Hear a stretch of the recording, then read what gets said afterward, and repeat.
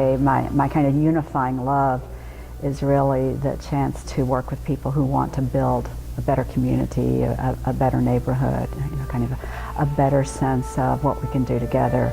And it's just taken different forms. So for 20 years it was public service, and for the last now almost 7 years it's been working again in the nonprofit sector.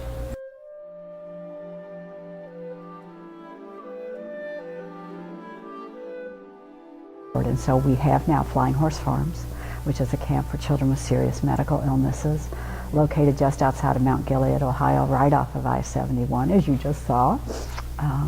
And we provide camping experiences for children and their families, and do so through the gifts and talents and graciousness of an ocean of volunteers.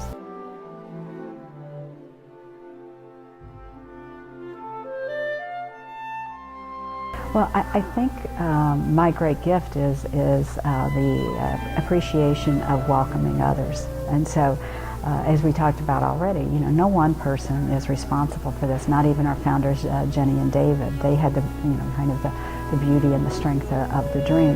But it has taken all of us, and the advantage of my life in Columbus especially is to get to know so many people and to get to understand, kind of what happens when you do invite people in and work with them to be their best and to do their best. And that, I think, is what has made a difference for our camp.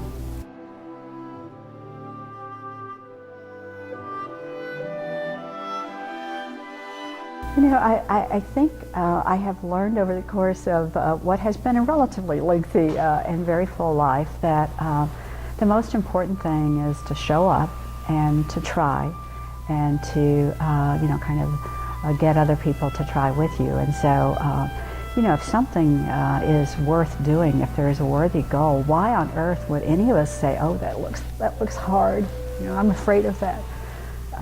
We just all need to step up, and when we do that, I don't have to be the best at anything. I don't have to be the strongest or the smartest. I just have to be willing to bring, kind of myself to this goal, and to kind of understand that there are people who are smarter, stronger, and kind of much more skilled, and that we can together make this thing happen.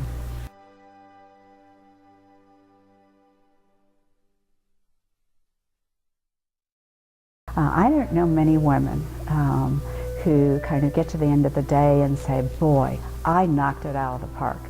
I know a great many women who say, wow, kind of today with the help of others, I was able to do more than I ever thought I could possibly do. And I'm still not satisfied. There are so much, so many more things that I want to do and I want to get better at, and I want to have that chance to, kind of continue to grow. There's, for many of us, I think, a kind of humility that helps us to not be so afraid of failing, because we do every single day, right? I mean, whether it's the laundry that didn't get folded, or the, when you have children, it's the diorama that wasn't prepared, those kinds of things. And so, if you know that you're not going to get it 100% perfect, then I think it's freeing to say, okay, that's not my standard. My standard is to do the best I can in everything I'm going to try and do today, and to try and learn how to do it better tomorrow.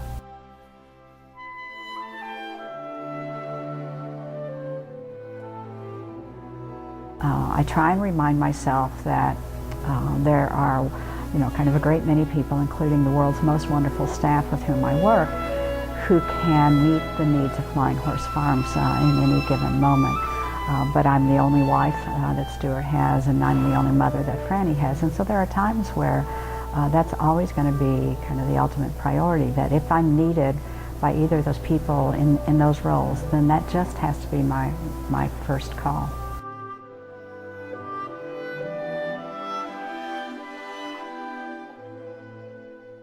The biggest challenge is that as a startup organization, everything needs to be addressed at once, critically, simultaneously. And as we were just talking about, you can't do that. And so I said to our board recently that kind of working here is a little bit like whack-a-mole at Chuck E. Cheese. And so it's like, there are these things popping up. And so you are addressing those as they pop up at the same time that you're trying to think in terms of what are long-time systems so that we won't have all of these popping up, kind of critical issues.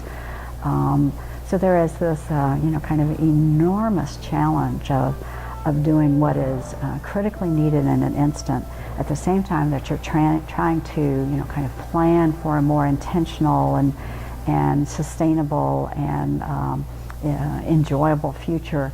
And trying to remember to enjoy the moment. And that's probably the thing that the people that I work with are best about reminding me that I can't get so, well I can, but I shouldn't get so frantic or so exhausted or so stressed that I'm missing the moments of magic that happen here every time we have people at camp.